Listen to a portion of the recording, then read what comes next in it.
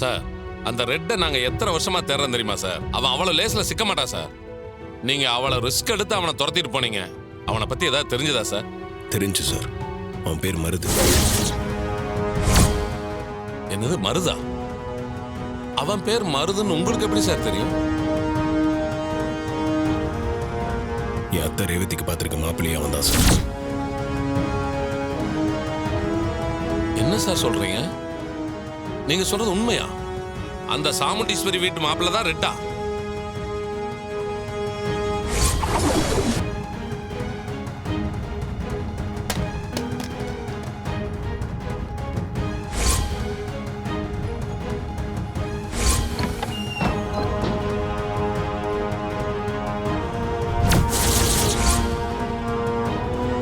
நீங்க சொல்றத வச்சு பார்த்தா அவன் தான் ரெட்டுன்னு நல்லா தெரியுது சார்.